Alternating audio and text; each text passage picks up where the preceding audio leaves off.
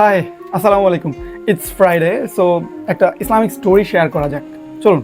আপনারা নিশ্চয়ই জানেন যে কেউ মারা যাওয়ার পর ম্যাক্সিমাম মানুষ তার কবরে খেজুরের ডাল গেড়ে দেয়, কিন্তু আপনারা কি জানেন যে এটা কেন করে?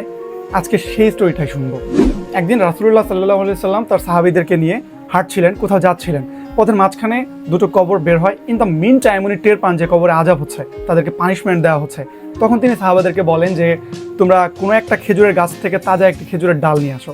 তারপর তিনি সেই খেজুরের ডাল নিয়ে দু টুকরো করে দুটি কবরে গেড়ে দেন এবং বলেন যে আই হোপ যে এই খেজুরের ডালটি যতদিন অবধি তাজা থাকবে, না শুকিয়ে যাবে, ততদিন অবধি তাদের কবরের পানিশমেন্টকে স্যাক্রিফাইস করা হবে, আযাবকে স্যাক্রিফাইস করা হবে, অর্থাৎ আযাবে ছাড় দেওয়া হবে।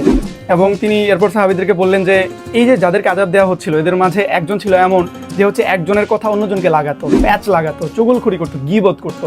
আরেকজন ছিল এমন যে ইউরিনেশনের সময় অ্যালার্ট থাকতো না, অর্থাৎ প্রস্রাব করার সময় সতর্ক থাকতো না। এই দুজন ব্যক্তিকে আযাব দেওয়া হচ্ছিল। এই ঘটনা থেকেই কিন্তু খেজুরের ডাল কবরে লাগানোর প্রসেসটা চলে আসছে। বাট রাসূল সাল্লাল্লাহু আলাইহি ওয়াসাল্লাম ডিডন্ট কমান্ড আস যে এটা করতে হবে, এরকম কোনো কমান্ড উনি দিয়ে যাননি, সাহাবাদেরকেও দেননি, আমাদেরকেও দেননি। সো আমরা কেন করি এটা? আমাদের মন চায় তাই করি। এটার কোনো বিধান বা কোনো নির্দেশ ইসলামে নেই, যতটুকু আমি জানি এবং যতটুকু আমি পড়েছি এবং শুনেছি।